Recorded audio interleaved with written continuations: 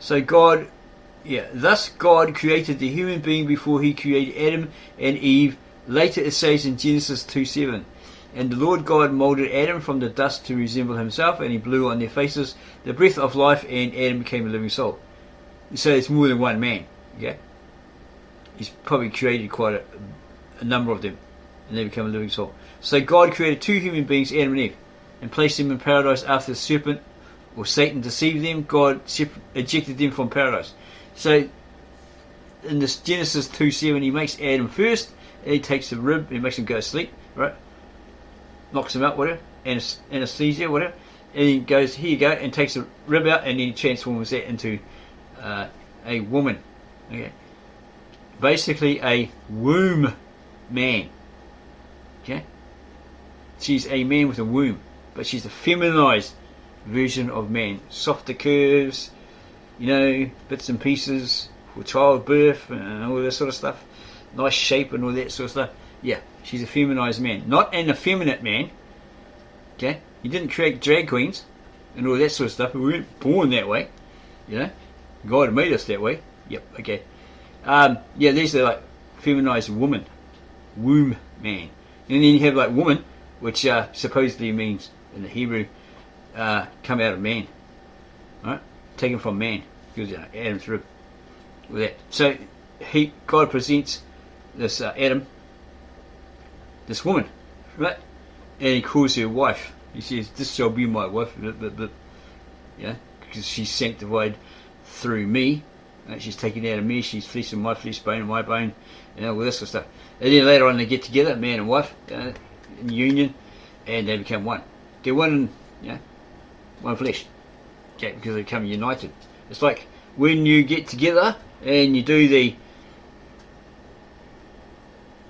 then you become union, two souls, and you understand all that sort of stuff. Become one. Yeah. Okay, so he places them there. They had fallen from grace because of the reptilian, the devil, Satan, the old dragon.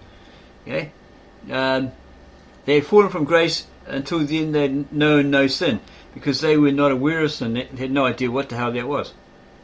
Yeah? But Lucifer had rebelled in heaven, etc., and he sinned. He brought it to the universe. His pride got the better of him. He says, I'm going to be like God, I'm going to sit above him, I'm going to rule. And he started turning these supposed 13 angels against God, and there's a big fight up there, apparently, and he gets ousted, booted out, right? After the serpent or Satan deceived them, God ejected Adam and Eve from paradise. They had fallen from grace. Until then they had known no sin, because they were not aware of sin. They didn't even know what being naked was.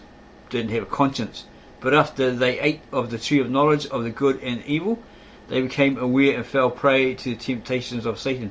So between them not knowing sin and then Eve first eating of that fruit, it could be metaphorical for something else. It may not necessarily mean she actually ate from that particular tree. It may mean something else. Okay? The Easterners have this mindset. It's very different to the Western mindset. So maybe they're actually saying something completely different. You'd have to ask one of those people. But it could be actual, they ate from a tree and blah, blah, blah, blah. Their eyes were opened, scales fell off, whatever, and they realised, the difference between good and evil and all this sort of stuff. They were fooled by the serpent, and then Eve passed on the fruit to Adam, who wasn't paying attention for some reason. I don't think Lilith was around, so he wasn't like, what, Eve? What? I was too busy looking at Lilith. No, I don't think so. Okay, but for some reason he was distracted. Okay, so they sinned, they got kicked out, but they're still in the Garden of Eden. That particular area. They've just been ousted, so they're still somewhere around there until they get booted out completely. Can't go back to the tree of life. So they wander off into the east. God keeps sending everybody to the east.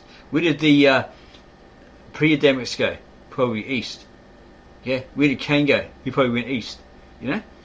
They're migrating across that massive area, which is probably just one giant landmass like Pangea.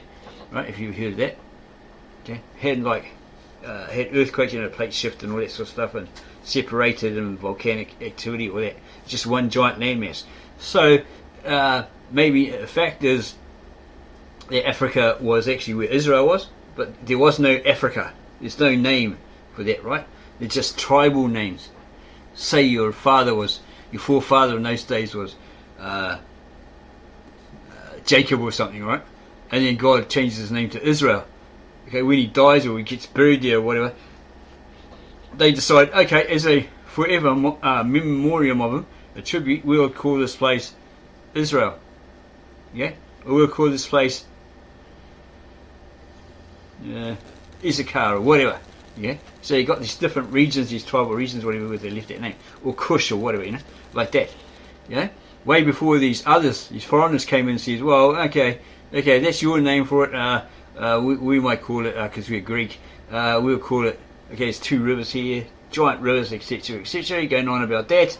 Okay, let's come up with a name in the Greek. So when we go back and they ask us, where'd you go? We can say, well, we went to this land. Oh yeah, who was there? These people that spoke this funny language.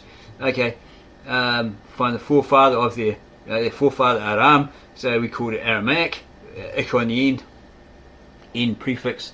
So basically it means those who possess that particular language. Okay, so what do you call the land where they were? Oh, that, because they had these two great rivers, we called it Mesopotamia, right? We added the A on the end, which indicates it's an end prefix, and that means basically those are people who possess that particular geographical location. Oh, okay. And then they went somewhere else. Oh, we came to Asia, this place here. Okay, we call it Asia. We went to this place here, of Perseus or whoever the person was at the time, and we called it Persia. And we went here and we called this India, and so forth. So it wasn't until they entered these different locations that they were given these new names, the Greek, etc., etc. It's like the Latin for Egypt. They called them Aegyptus or some funny name like that before it became known as Egypt in English. Whereas those people that were originally there may have been called Hemet, because the K is silent, right? You got Khemet. Some say it's Kemet, so you Kemet and all that sort of stuff, but it's actually Hemet. If you have a look at the genealogical records of the Bible, right, and it says Noah had 3 sons. One of them was called Kham. That sounds like Kaham, right? But it's not. In the Aramaic, etc., it's silent. A silent K. It's like it's not even there. So you say Ham. Same as the Egyptian language, because they were Semitics, right? They're descendants of Noah's sons. So they say it the same way. A silent K. So you're not Kemits or Kehemits. You're Hamites or Hamites. Yeah? Because you were the descendants of Ham. Kham. With a silent K. Yeah? And apparently you can't say Kemet anyway. One of your people said, no, you can't say that. You can't write it like that. Whatever. You have to put KMT. Something like that. Yeah, this is before the Egyptians changed their language. Yeah? Everybody, their languages evolved. Maybe they just thought, we'd make it easier, right? Okay. This looks better. So they went from Semitic to Demotic language, right?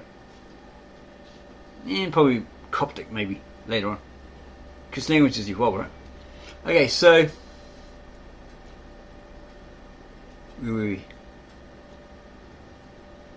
In Victor Alexander's interpretation of Genesis 6:4, it's obvious that there were Neanderthals. Well, not Neanderthals because they came later, but pre-Adamics, we'll say, right? We'll agree with them there. Pre-Adamics on the earth. In those ages and even later, because the sons of God entered upon the daughters of men and aliens were born to them. Not these greys and little green men going nunu and flying around spaceships. No, I don't believe any of that ufology crap, right? Okay, what he's talking about there is these were a holy line, the holy line of Seth's descendant or son Enosh. Okay, they left their rightful place with God, as Cain had, right? He was in the presence of God, protected by God, etc., etc. They left their rightful place and saw that the women of men were hot Okay, these pre-Adamics. So all this museum, ugly, horrid-looking, not so pretty wax figures of Neanderthal woman, missing teeth and rotten teeth, maybe all these pictures of that stuff was actually incorrect. Because according to the scriptures here, they were beautiful. They saw that they were beautiful.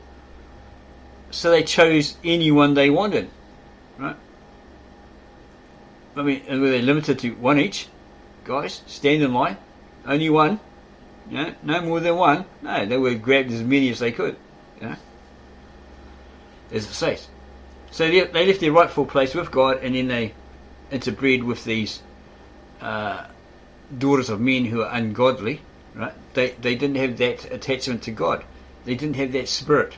The animal man, right? As you mentioned before. So they're like too closely related, genetically, DNA-wise. So there's the problem there. So they come out with defects. Strange-looking hybrids, strange-looking creatures. They became giants. Something in their genetics, their DNA, chromosomes, whatever, and they become like 10 feet tall, 15 feet tall, whatever. Okay, these heights may be a little exaggerated, because you might have like a short person, and this guy looks like he's about 10 feet tall when he's only about 7 feet, 8 feet. But according to the scriptures, like Goliath was 13 or something like that. Another one that Nathan maybe killed, that giant was probably about 13 or 14 feet high and all this sort of stuff. Then you have these, I think it's Islamic or Muslim stories of when the flood came, these certain giants over 100 feet tall or something, they had the water up to their noses, and that's how they survived to be able to walk around the earth. Maybe the Jewish one says that they were 400 feet tall, something like that.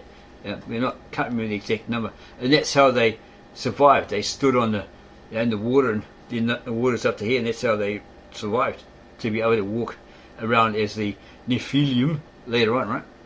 Well, that's stuff. So it was a DNA genetic deficiency because they're too close. Being human beings. Basically created the same, but one was relying on the animalistic, the animal man, right?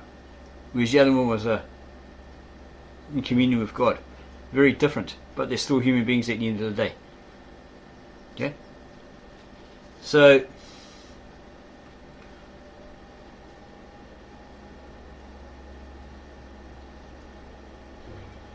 further, in his interpretation of Genesis 6:4, it's obvious that there were Neanderthals or pre-Adamics on the earth in those ages and even later, because the sons of God, the holy line, the descendants of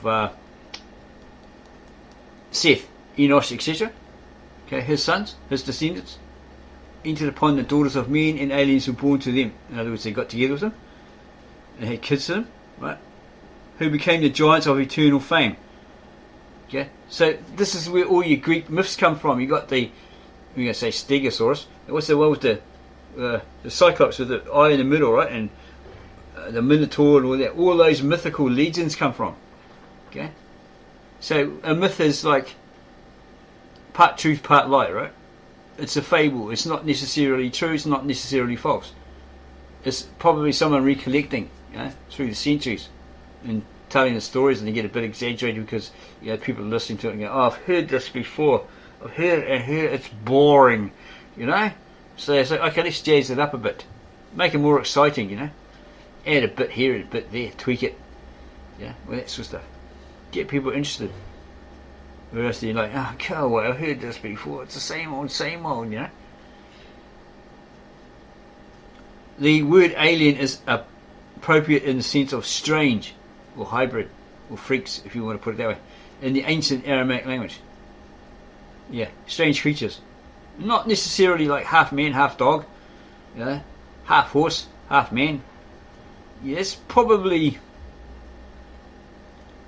later Gnostic or Greek mythology.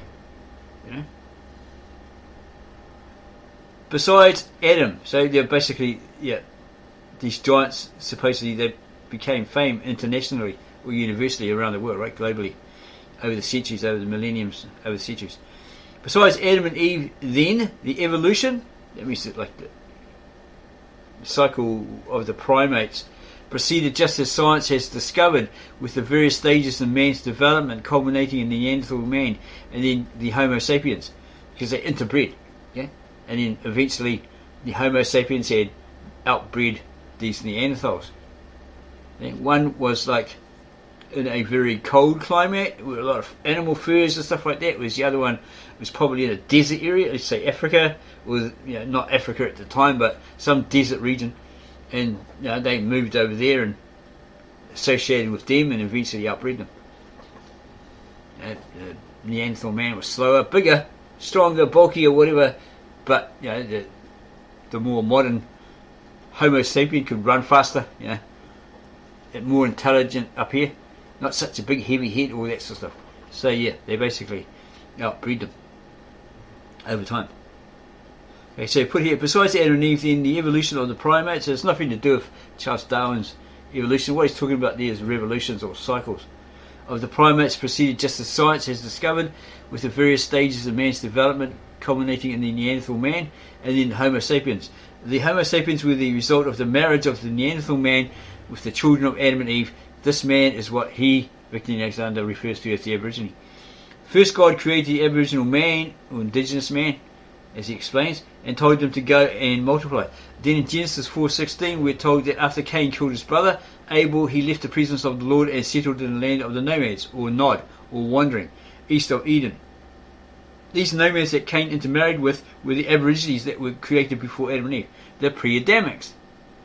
Yeah? So that's why you got the strange creatures, these hybrids, etc., these giants, and all that sort of stuff. Because they're too closely related. Genetic-wise, DNA-wise, etc., chromosomes, whatever. However, it's explained, through anthropology and science, all that sort of stuff.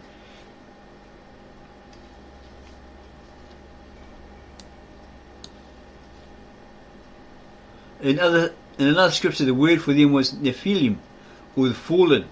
This is what they were called in the early Jewish tradition. The word in Ashurit, or the ancient Aramaic, connotes Aboriginal man. It's not the angels that sinned against, rebelled against God, the 13 angels, all that sort of stuff. It's not that. None of that Gnostic junk. From the modern scientific perspective, the Aborigines could be called primates, humanoids, or the Neanderthal man. They were essentially animal in nature, as we said. However, they had the capacity to think, like the Homo sapiens, that followed them. Just as clever as them. Maybe just a bit slower, too bulky, the head was too big, all that sort of stuff. Bit slower on the run, right?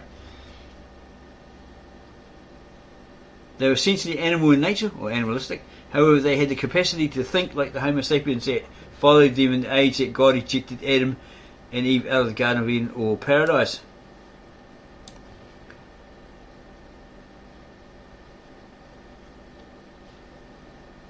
What ultimately survives of the original Adam and the Aborigine nature of the Neanderthal man is the hybrid human being. We're all hybrids. Thus, after the flood, Noah's progeny, whose descendants are a mixture of the human beings and the Aboriginal. Thus, all people have the Aboriginal nature alongside their human nature. That's why he turned into an animal. He said, "Well, he's an animal. Look at him. He's out of control. It's coming out of you. That hybrid, that animal man from these Neanderthals, right? The proportion varies and one of the two becomes dominant, such that in Victor's view, Victor Alexander, the anticipation of the Messiah during the Old Covenant days, or the acceptance of Jesus as Lord and God in the Christian era, is what transforms the Aboriginal man, or the animal man, into a wholesome human being. This is the basis of his theory. The theory of the Aborigines is advanced in the hope of understanding and possibly ameliorating man's savage nature that seems to defy the forces of civilization. Century after century, mankind seems to be headed down the dark tunnel of self-destruction. Can the understanding of the scriptures shed some light on mankind and prevent his total annihilation or destruction, right? B. The scientific perspective. Anthropologists have discovered the bones of many generations of ape men that roamed the world as nomads thousands of years before the emergence of the Homo sapiens. In recent studies, it has been theorized that the Homo sapiens must have replaced the Neanderthals. The Neanderthals were, according to some anthropologists, less aggressive and an easy prey for the cleverer Homo sapiens. Interestingly, the Neanderthals were taller in stature and stronger. They had a different shaped skull, which made it harder for them to run, apparently, and this lack of ability to run quickly it is said to be the reason why they didn't fare well against their predators, both animal and human, or other humans, right? The Homo sapiens, etc. However, it may be that the Homo sapiens had another different feature of the brain that helped them. The neocortex of the human brain is very narrowly connected to the old brain, or the animal brain. That's why, they say you have that. Now, it's like a reptilian brain and all that sort of stuff. There might be a slight difference between the two, though. This construction made it possible for the new brain to dominate. Well, then again, then reptilian brain could be because somebody's saying, "Oh yeah, we were made from aliens." You'd have to go do your research on that. Okay. However, it may be that the Homo sapiens had another different feature of the brain that helped them. The neocortex of the human brain is very narrowly connected to the old brain, or the animal brain. This construction made it possible for the new brain to dominate the old brain and think freely from it, and on a much more sophisticated level than the purely instinctual, or the animal brain. An animal, right? Or the pre-Adamic. It's possible also that the Neanderthals then had a less differentiated neocortex. A good percentage of anthropologists now believe that the two groups intermarried and produced modern man. Or another way to put it would be to say that the Homo sapiens absorbed the Neanderthal man. That they were able to reproduce would imply that they were one species to begin with. Human beings, right? To start off with. They're both human beings. C. The political perspective. Modern biblical scholars, following the European tradition of the Middle Ages, have ignored scientifically gathered evidence and have tended to treat the Bible as a spiritual book without scientific merit. Yeah, anyone that came up with stuff, let's say Leonardo, no, renounce that. Okay, it's heresy. The church says it's heresy. Renounce that, confess, all that sort of stuff. If you don't, you'll be excommunicated. Okay. Most churches treat the Old Testament as a history of Judaism and early Christianity. The only exception to that is some Western evangelists who preach that the Old Testament prophecy is not yet all fulfilled. They cite from the book of Daniel, for example, about the emergence of world empires and the coming battle of Armageddon, which is also mentioned in Revelation, the book of Revelation. They ignore the fact that this battle has already taken place. Yeah, there was prior to that, history tells you the Egyptians met at Megiddo and fought somebody else, and maybe they won. Okay, but this said battle of Armageddon had already happened, and he tells you, he translates it in the book of Revelation to tell you what actually happened prior to all this conspiracy stuff. Oh, this is Donald Trump's going to do this, and oh, he's the Antichrist, and all this sort of stuff. They ignore the fact that this battle has already taken place. It was called World War II. And it's funny enough, we were playing this game, what's it called? I think it might be called Conflict Vietnam or something. And you get this training corps, you got to go to, get this corps, you got to go to firing range and meet the sergeant there and go through, learn how to fire a weapon and throw grenades and all that sort of stuff, right, at targets. Running along, just about there, and there's these three guys standing there. Okay, it's only a game, but there's three guys standing there. A white guy, a black guy, and another guy. And the white ginger-haired guy says, "Hey, did you know Armageddon already happened? World War II." All this sort of stuff. They're actually in Vietnam, so he's talking about World War II. All this sort of stuff. He goes, "It's written in the Bible, man," and all this sort of stuff. So he thought, well, that's pretty out of it that a game is saying that. So there it is. Down there, indicated that it's in the book of Revelation, which we've already read and covered, right? One of our other videos. It's a prophecy. Even Nostradamus is going on about World War II. Maybe he was on some sort of substance to be able to see things, as they claim. But his quatrains basically say that when translated into English properly, that he saw these German soldiers running past him, etc., etc., past this carriage, with this sort of stuff. And he does say something about hinting at World War II and all this sort of stuff, supposedly. Okay, so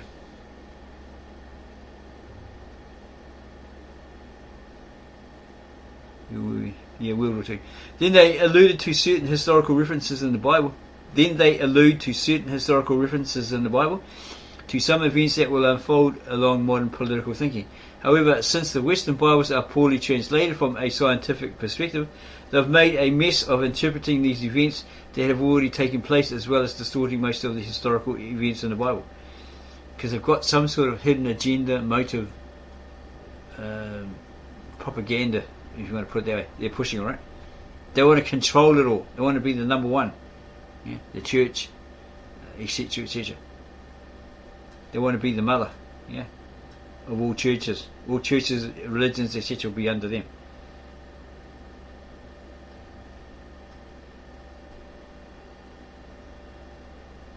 One of the examples that we're dealing with today is the basis for the rights of the Jewish people and Palestinians according to the book of Genesis. The translations and interpretations are unfortunately totally wrong. The book of Genesis has nothing to do with these modern issues. The Old Testament has to do with the prophecy about the coming of Jesus Christ, and all the prophecies of the Old Testament have already been fulfilled. The issue of the Jews in Palestine today has to be resolved on the basis of what is relevant today. Of course, it's the Christian thing to do to promote peace between the two, right? Between Jews and Muslims, especially as Christians are also involved in the region. Christians should really promote peace at all times. Most of the problems in the world are due to man's aboriginal nature, the animalistic Neanderthal man, being that hybrid, right? Wars may be caused by evil men, but it's the Aborigines who fight them, with these incomplete human beings, these Neanderthal, these hybrids. Throughout history, evil men have created the conditions for the kind of war that the Aboriginal element cannot resist. Attacks against the homeland must be defended if a nation is to survive. Satan is behind all wars that aim to destroy faithful believers in the Lord. There are no holy wars. Don't believe all that jihad stuff. It says right there are no holy wars. How can it be holy if you're going over and killing people, right? It's not holy, as the Crusaders did, and they were really ruthless. You need to talk to a person who's Muslim and verify through, that Kasaganja guy? Roy Kasaganja, the rise of Islam. It's like, whoa, shocking. They were actually nice in those days, under the certain caliph. They were very nice.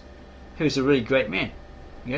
Talk to a African Muslim in a fish and chip shop about that. He said, the guy's right. It's not the same as it was way back then. It's like, oh wow, And he wasn't very happy because he had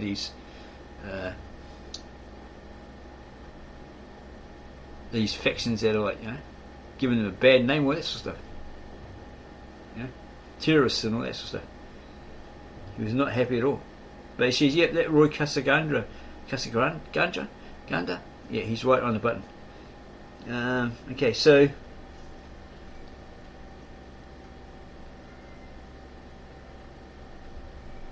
he goes on about these elements, alright, these Neanderthal hybrids that start all this stuff, all these wars or whatever. The Aborigines reject those leaders that do not embody the cultural values that represent their nation's character.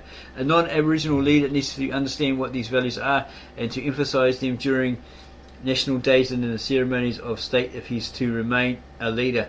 Many leaders have been assassinated because they either abandoned the Aboriginal values or were perceived to have lost their touch with the people. In modern times, no leader is elected unless he or she comes from an Aboriginal background or adheres to Aboriginal values. An Aboriginal leader cannot leave power and survive. He typically remains in power until deposed or killed or assassinated. There's no place for him to go, like an odd animal rejected by the herd. In contrast to the Aborigine-run countries, the presidents in the US may be elected by the Aboriginal element of the population, yet they govern in the name of God. In England, the Queen is the protector of the faith. Well, the King should be, King Charles should be now, right? These are not just meaningless terms. There's history and biblical tradition behind them. Therefore, it's preferable for the king or the ruler of each country to be non-Aboriginal or Neanderthal hybrid, and for them to draw their authority from God. Or if they're Aborigines, then they, hybrids again, they hopefully adhere to the ceremonies, rituals and wisdom of their nation's faith. When the leader or ruler of a nation is an Aborigine, he or she may be very popular, but they eventually become dictators, and they can never bring themselves to relinquish power unless forced. In other words, it's always best for a king, ruler or president of a country to govern as a servant of God. Yeah, because they become great leaders and they mean well, but then the power, the money, etc. gets to them, right? And they start getting greedy. Yeah. And they've got to have more power, and then they become horrible, right? They kill people and all that sort of stuff. That's the thing with dictators. Yeah. Once they get that power, that money, they turn.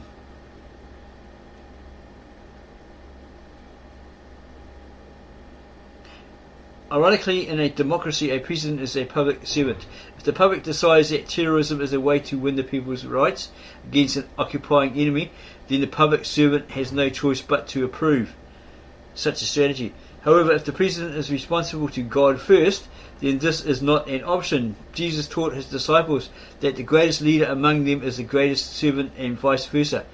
So a Christian president, king or ruler must ultimately abide by what the Lord says, not by what the public wants. This is why we have the system that we have in America, or they have the system in America. The US is not governed by the Aboriginal element. A totally secular leadership is disastrous.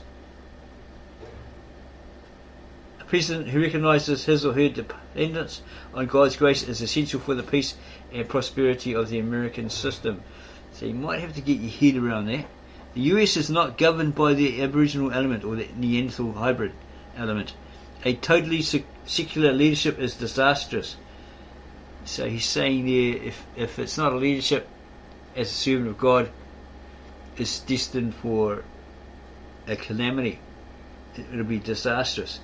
A president who recognises his or her dependence on God's grace is essentially for the peace and prosperity of the American system, and hopefully for the people, right? Okay, so we're going to have a look at anthropology. We asked the question of ChatGPT. We told it, I need the 100% truth, facts, evidence that proves itself evident. Infallible, irrefutable information on what anthropology says on the pre-Adamic human beings that once existed. And it replied, I will answer you very carefully and factually, because anthropology and theology often get mixed together. The 100% evidence-based position of modern anthropology is different from many religious interpretations of pre-Adamic humans. Below is the actual scientific evidence and consensus. Anthropology does not use the term pre-Adamic humans. Well, that's just what we use. We didn't realise, sometimes you don't realise, okay, your sentence, what you're asking it is wrong. Okay, it's not quite something it understands or believes that you've termed it wrong. Anthropology does not use the term pre-Adamic humans. In scientific anthropology, the term pre-Adamite is not a scientific category.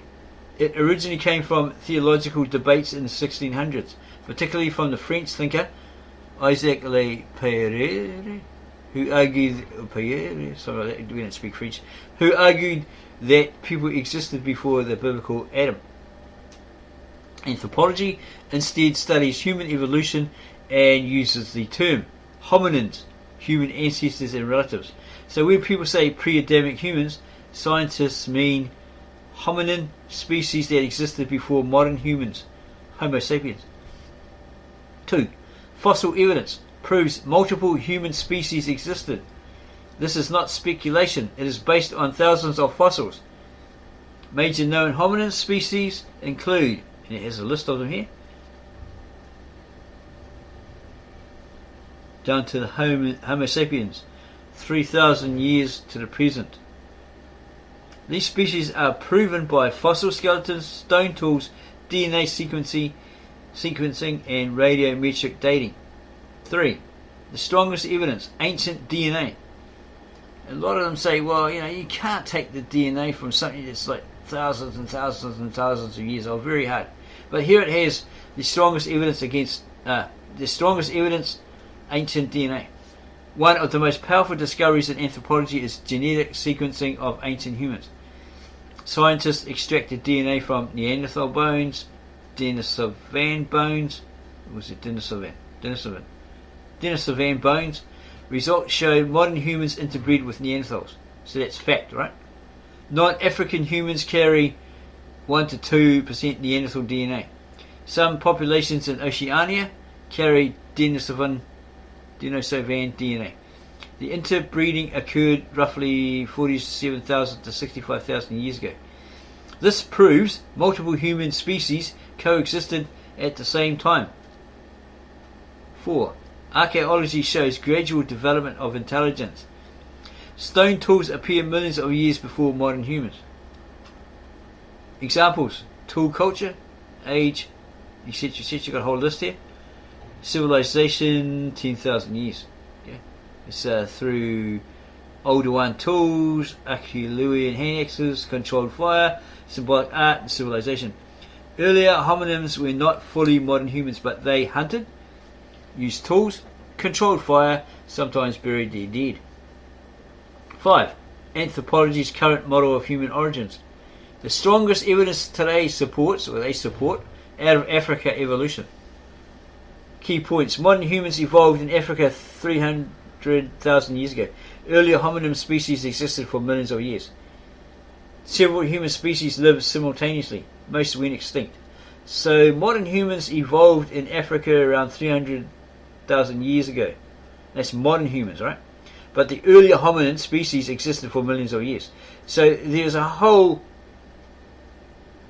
earlier number that existed for millions of years. Okay? And then you got the modern humans from Africa 300,000 years ago. So there's the difference. See, what we believe is like that Pangea, right? Just one giant landmass. No plate shifting, causing earthquakes, causing volcanic eruptions, and then plate shifts and rivers, seas coming in between. None of that stuff yet. We believe that with this Bible, it's like one giant landmass. It's mainly talking about the Euphrates, the Tigris, that area, Mesopotamia, the east, right, where the Garden of Eden was supposed to have been, all that sort of stuff. Okay, and then the first human beings come out of there, whether they're Neanderthals or they're Adam and Eve. They come out of there, right, and then they go to the east. Adam and Eve go to the east. Cain kills Abel. He ends up going to the east, and they just kept migrating east, right? Not north, or not north, south, or west, right? They just kept going east, okay? And then they just like migrated. They had lots and lots of descendants and just spread out all over the place. Okay, then later on, okay, when they become civilizations and all that sort of stuff and more advanced, yeah, they built boats and they decided, well, I was sick of this place. Let's go see what's across the other side. There might be something across the other side of the ocean. Someone had some sort of premonition. So they built a boat, whatever, all hop on there and away they go. Oh, we discovered this place. What's this place? Okay, we call it so-and-so, such and such. Okay? And so they become the indigenous people of that particular land, and then later on, centuries later, you have these invaders that come and take over, rule, and then say, we are the original. They wipe out the originals with disease and to take all the resources, all the gold and stuff, and then make out that they're the original. Okay? Inhabitants or indigenous, and then maybe someone else comes and invades them and takes all their stuff, wipes them out, and then they say they're the originals, inhabitants of the land, and put those other ones into slavery, so nobody can verify that they actually aren't. That sort of thing.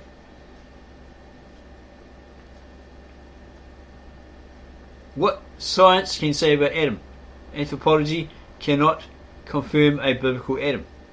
However, genetics does show two interesting concepts. Mitochondrial Eve, the most recent woman from whom all modern humans inherited mitochondrial DNA.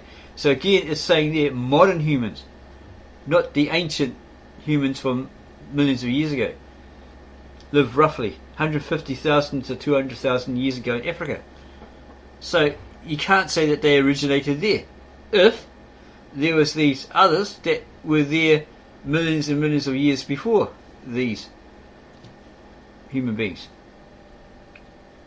Okay, Y chromosomal Adam, the most recent male ancestor through the paternal line, lived roughly 200,000 to 300,000 years ago. These were not the first humans.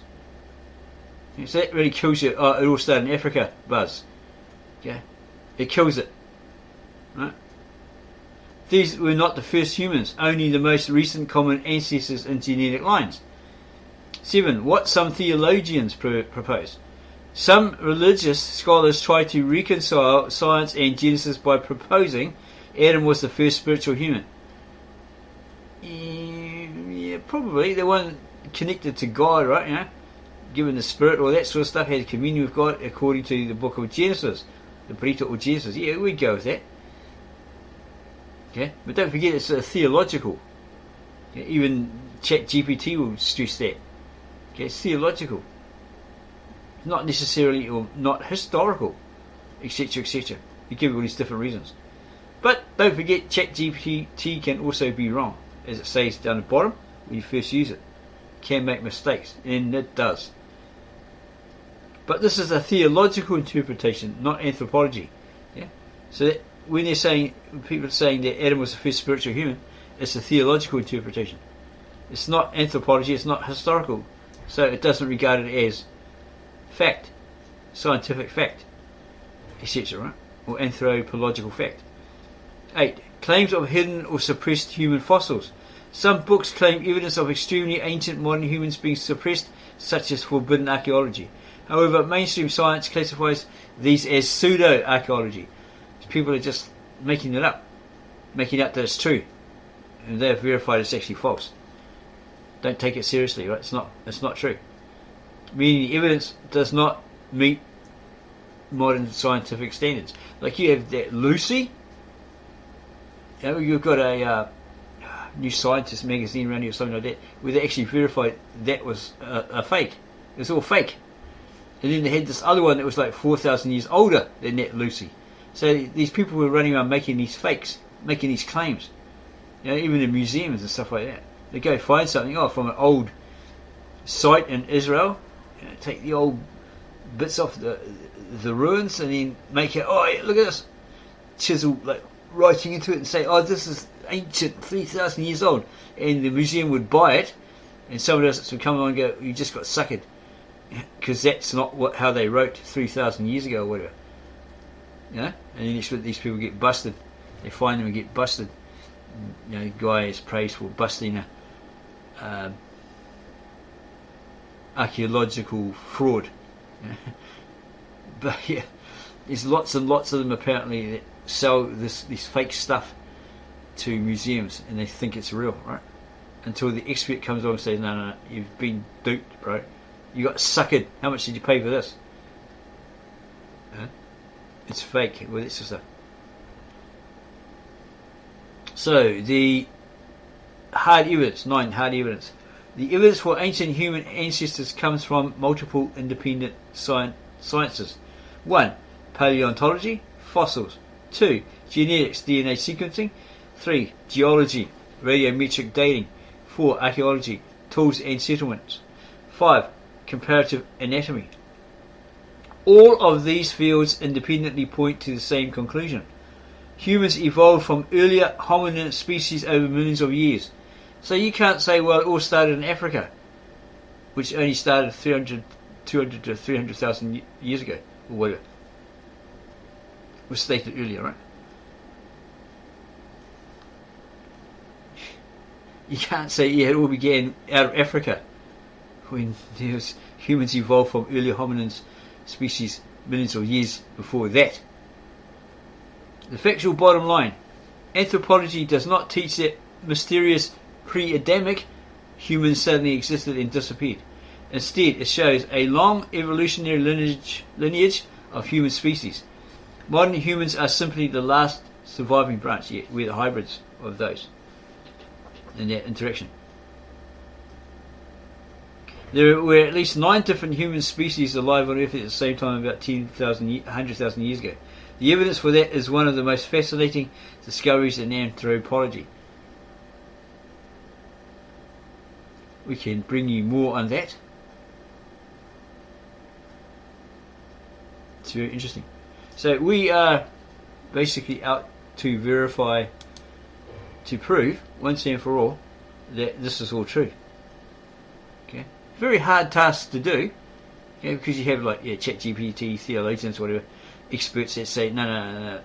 Look, it's all theological. It's not historical. Yeah, some being atheists, whatever, say, oh, it's all mythical. It's all made up. And you got people that trolls, whatever, that jump on board, piggyback. They're parrots. They repeat the same thing because they want to undermine you. Because like Scripture says, like those who are in darkness are too afraid to come to the light, lest their evils, their sins be exposed, right? Revealed. Don't want to keep their skeletons in the closet. They don't want people to know that they're like really weird or clinging to sick things, practices or whatever. They don't want people to know that. Because of the shame, the embarrassment. Ooh, you're like that. Ooh. Nobody wants to be exposed like that. So there it is in a nutshell. Okay, so we can go further. Okay, there might be a few questions you have as well. Like where? Okay, if there was Cain, there was Adam and Eve, then Cain and Abel. Those 4. Then Cain kills Abel, and according to Christians, there's only 4 people in existence. They'll tell you nobody else.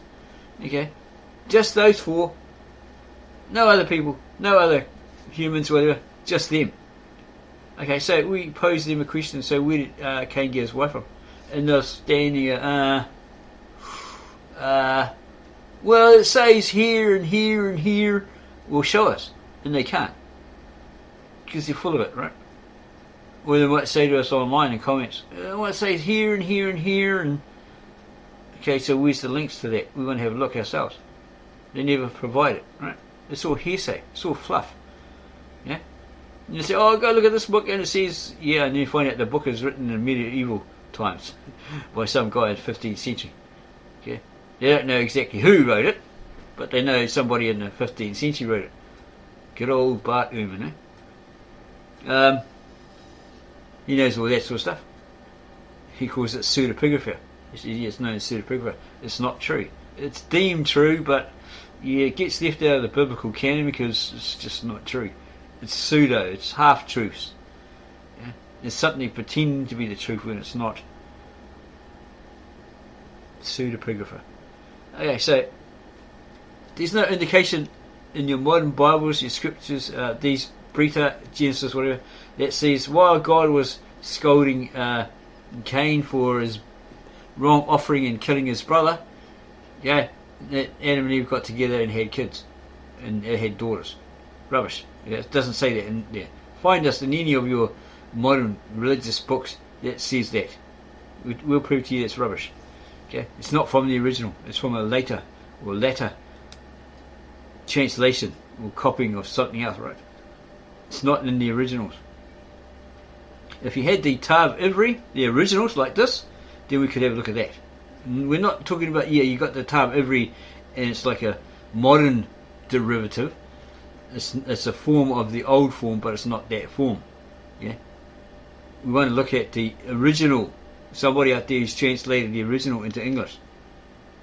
The original ancient, very old, long dead, no longer written Ktav Ashurit. Supposedly there's one called Ktav Hotep. Maybe that's the Egyptian thing, Ktav Hotep. We've read about that, but we've never been able to find it.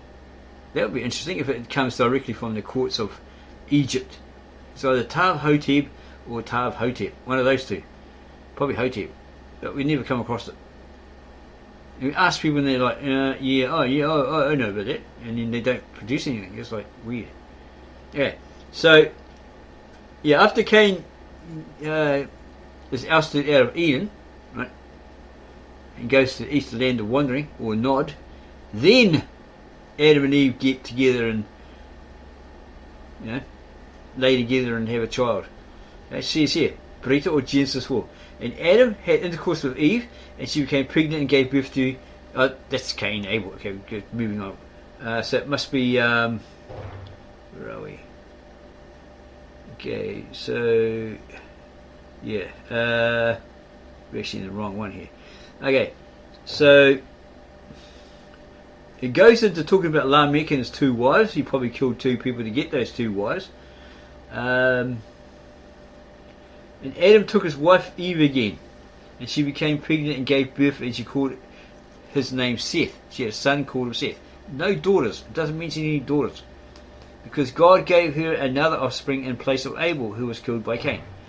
And to Seth also was born a son, and he called his name Enosh.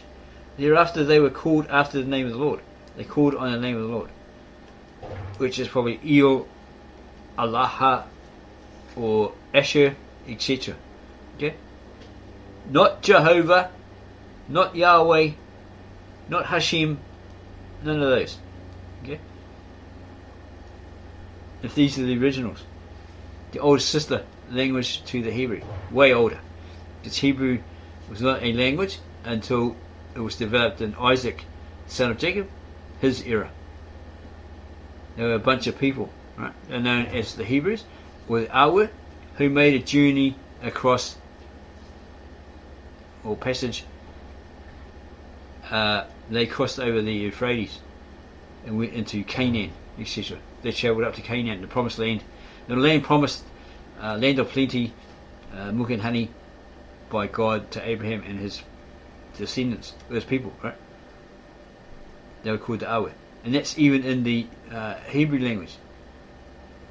The Aver, something like that. I just had it verified by a person through a comment who was actually Jewish. So, yeah, it's exactly the same. But their word is slightly different. It's got a V instead of AW. But yeah, it said the same thing. He verified it was the same thing. It meant the same thing. Okay, so, yeah, Eve had this son called Seth, or in the footnotes down the bottom here, it says 425 literary. Says down here in the footnotes, literal Aramaic word shehet, or shet. We're not Aramaic speaking people, so we're just guessing at shehet, probably. Or in place of. And then Enosh's people were the line of the children of the Lord. They called on God, right, for everything. They're godly people. They're the start of the holy line. But the problem is, okay, here's the Genesis 5, or Breetah 5, or Genesis 5, okay, which is a chapter that follows the details, follows in detail the line of Seth. Okay, and it reads, this is a scripture of Adam's birth. In the eon, with that era, unfathomable period or age, that God created Adam, in the likeness of God he created him, male and female he created them. So he's talking about Adam and Eve. And God blessed them, and he called their name Adam. In the eon he created them, with that unfathomable period. And Adam lived 130 years, and he produced offspring in his own image, and he called his name Seth. He produced an offspring in his own image, and he called his name Seth.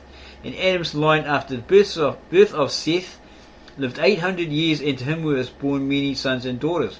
Okay, here's the shocker, because your modern Bible version says he lived to be in 903. Totally bogus, totally wrong. Incorrect translation, interpretation.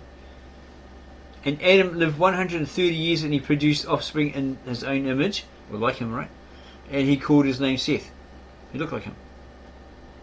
And Adam's line after the birth of Seth lived 800 years, and to him were born many sons and daughters. And so Adam's entire line, you ready for this? You ready for this? This is the real kicker in the nuts.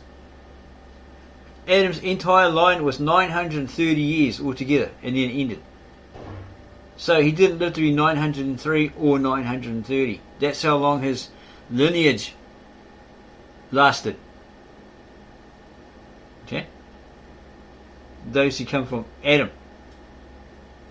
And then when Seth had his own children, i.e. Enosh, and then Enosh had his own children, and they had children, and they produced more descendants, that's when he took over, being the head, the firstborn, because, okay, Cain's gone. So now he's considered the firstborn, the head, the heir, H-E-I-R, the chief, the boss of everybody else that comes to follow through him, through his seed, right, etc. And their seed, and their seed, and their seed, their descendants, and their descendants. It goes on like that. 930 years. Yeah, so when it tells you Adam lived to be 930 or 903, tell him, oh, mate, you really need to get better understanding, mate. You know, that's like illogical. That defies common sense and logic in reality. Yeah, you get these people today who supposedly live to be 120 and all that sort of stuff. Yeah, okay. Yeah, but to live 903 to 930 years, I don't think so. And you might argue, oh, our Bible says this, so you're a blasphemer and all that sort of stuff. Well, that's your modern Americanized English Bible version that you got from the Roman Catholics. Yeah, well, Roman Catholic through the American Bible Society. So whatever you're saying, yeah, that's blasphemy, because it's incorrect. Yeah? We're not going tit for tat, we're just giving you the facts, okay? That you are false, that you are saying this and that when you're completely wrong. And you're saying, oh, we know better than you, because we're chosen, we're whatever. Well, you obviously can't if you got it wrong, you know? You have a bad understanding of what it actually said, because you're not getting it from the original languages, the Aramaic or the Ktav Ashurit or the Ktav Ivri or the original ancient Hebrew with no vowels, no consonants, no changes to it, you know, no structural changes to the language, and no differences in wording. These are from the original ancient, very old manuscripts, from the very old dead languages, way back, you know, from God's old tongue, sacred language. He spoke to Adam and Eve, if you take the Bible literally, you know, if you take God at his word. This is 800 BCE, well, sorry, BC, you know, in Urhai, hand copied by scribes and monks that, you know, did it faithfully. Right? If they look over it, if they made a mistake, they'd do it again. Yeah, they'd learn it orally, they'd sing it, all that sort of stuff. They had to get it right in those days. It was expected of them, blah blah blah, whatever. So this is from 800 BC. Okay? Then you have the Galilean Aramaic New Testament, around about the 2nd century, something like that. Okay, of course, they make copies in maybe the 4th and 5th century, because over time, you know, like they say, bugs eat the manuscripts, or, you know, fades or something like that. You know, whatever, the weather ruins it, gets destroyed, whatever. So they make copies of it. But they are way older than everything else that you've got. You know, way older. People will say, oh, but you've got to prove that those are the original manuscripts. Well, you go argue with the Apostolic Church of the East. You go ring them up if you can, and ask them, can we have a look, even if we can't, like, you know, touch it, whatever. Can you at least show us? And then that way you get that evidence, rather than hearsay, right? Because anyone can say, yeah, we got the original ancient manuscripts, all that sort of stuff.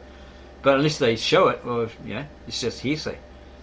Okay, so you got this genetic line, this list here, until it goes right down to Noah. Okay, Methuselah was probably the biggest, or the first bigamist, polygamist, whatever. He killed a husband and a young man to get these 2 wives. So what are they called? Is it Ada and Scylla or something? I just don't find it.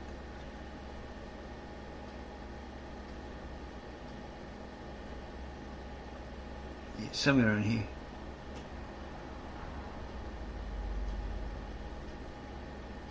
He tells his wives, listen up, you know. I killed a man, I killed a husband and I killed a younger man. And he kills them both his wives, so he's a bigamist in those days. Genesis 6, or Urhai, the Hebrew version of the Epic of Gilgamesh. And while human beings began to multiply on the face of the earth, daughters were born to them. Says here, human beings, they began to multiply and they had daughters. So that's obvious there. Human beings had kids, females, daughters. The sons of God saw that the daughters of men were beautiful and they picked for themselves women whomever they pleased. So let's have a look at that footnote. 6.2, literal Aramaic expression, daughters of the human being. Yeah, that's what that's saying there, right? Yeah. The sons of God, right? They were this holy line here of Seth and his descendant, his son Enosh, those who followed God, in the presence of God, who eventually turned their back on him.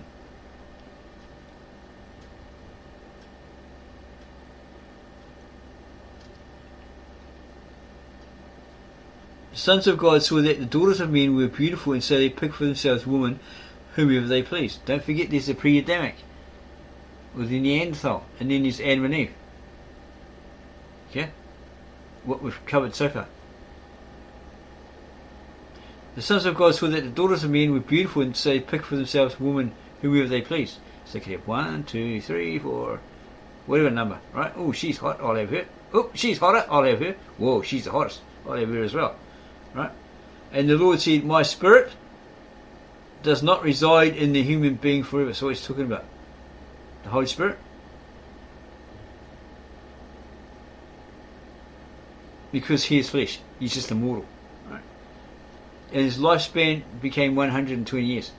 That's how long he had left before something happened. Yeah? And there were giants. Ooh, let's have a look at 4. 6.4, literal Aramaic, strange creatures, hybrid forms, monstrously large Neanderthals. Okay? Well, we wouldn't say Neanderthals, we'd say hominins, you know, millions of years prior to Adam and Eve, pre-Adamics.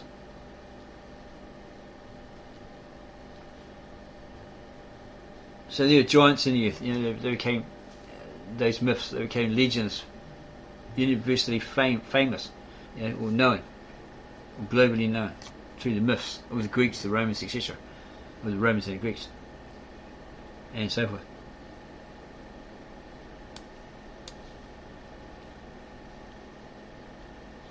And there were giants in the earth in those days, in those ages, those eras, right? And even later, because the sons of God entered upon the daughters of men, and there was born to them aliens who were giants of universal fame. And no, it's nothing to do with ufology and grey aliens and Mork from Mork and all that sort of stuff. It's completely different. Okay, so let's have a look at the footnote for 4. Okay, we've already done that, right? So it's hybrid forms, monstrously large hominins or Neanderthals, who were giants of universal fame. The myths, as you mentioned. And the Lord saw that men's evil spread on the earth, and every dissipation of their hearts, excuses became worse with every age. So it just got worse.